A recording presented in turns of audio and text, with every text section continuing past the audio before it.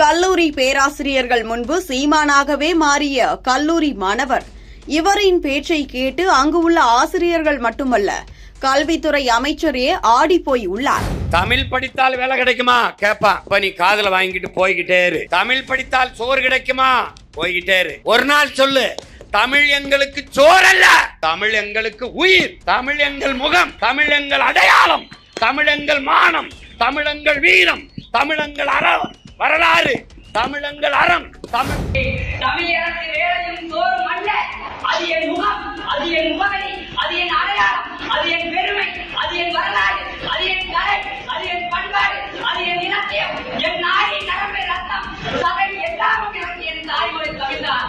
என் முகத்திலிருந்து நான் இருந்து போனால் எப்படி என் பிணத்தை அடையாளம் காண முடியாதோ, அதே போலத்தான் நம் தாய்மொழி தமிழ் சிதைந்து போனால் நம் இனத்தை அடையாளம் காண முடியாது. நாம் நம் தாய்மொழி தமிழை பெருமையாக பேசுவதே நாம் பீட்டிக் கொள்ளல்ல, நம்மை நாமே தேற்றிக் கொள்வதற்கு. தாராபுரம் அரசு கலை மற்றும் அறிவியல் கல்லூரியில் தமிழ் வளர்ச்சித்துறை சார்பில் நடைபெற்ற பேச்சு போட்டியில் சீமானின் பாணியை பின்பற்றி தமிழ் வளர்ச்சி குறித்து கல்லூரி மாணவன் பேசிய காணொலி இணையத்தில் வைரலாகியதை தொடர்ந்து இந்த நிகழ்வு கல்வித்துறை அமைச்சர் வரை விவாத பொருளாகியுள்ளது. மேலும் சீமானின் பேச்சை இந்த அளவுக்கு மாணவர்கள் கேட்கிறார்களா என அவர்களே வியக்கும் வண்ணம் இந்த நிகழ்வு அமைந்து உள்ளது. நாம் தமிழர் கட்சியின் தலைமை ஒருங்கிணைப்பாளரான சீமானின் பேச்சு தமிழ்நாட்டின் அரசியல் மற்றும் சமூக வெளியில் ஒரு தனித்துவமான இடத்தை பிடித்து உள்ளது. குறிப்பாக பள்ளி மற்றும் கல்லூரி மாணவர்களிடையே அவரது பேச்சு பெரும் ஆர்வத்தை தூண்டி அவர்களை தமிழ்மொழி, பண்பாடு மற்றும் தேசியம் குறித்து சிந்திக்க வைத்து உள்ளது. சீமானின் இந்த பேச்சு மாணவர்களை அரசியல் மற்றும் சமூக விழிப்புணர்வு மிக்கவர்களாக மாற்றியுள்ளது. அவரது உரைகளை கேட்டு பல மாணவர்கள் தமிழ்மொழி மற்றும் பண்பாட்டை பற்றி ஆராய தொடங்கியுள்ளனர்.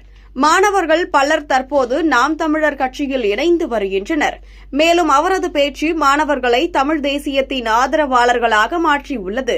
மேலும் சீமான் ஜல்லிக்கட்டு போராட்டங்களில் முக்கிய பங்கு வகித்தது மாணவர்களிடையே அவரது செல்வாக்கை மேலும் அதிகரித்து உள்ளது.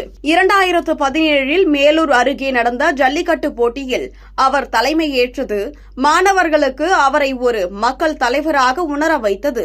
அதேபோல் சீமானின் சமூக ஊடக இருப்பு மாணவர்களை அவரது கருத்துக்களை எளிதில் அறிய உதவுகிறது.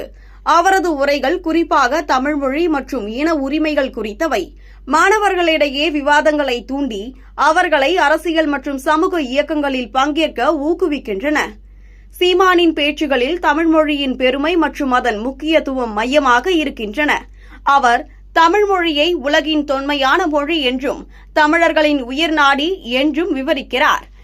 தமிழ்மொழியின் இலக்கிய பாரம்பரியம், திருக்குறள், சங்க இலக்கியம் மற்றும் பிற புராண கதைகளை மேற்கோள் காட்டி அவர் மாணவர்களுக்கு தமிழின் செழுமையை உணர்த்துகிறார். சீமான் தமிழ்மொழியின் முக்கியத்துவத்தை வலியுறுத்தும் போது அதை அரசியல் இறையாண்மையுடன் இணைத்து பேசுகிறார். இது மாணவர்களுக்கு தங்கள் மொழியை பாதுகாக்க வேண்டிய அவசியத்தை உணர வைக்கிறது.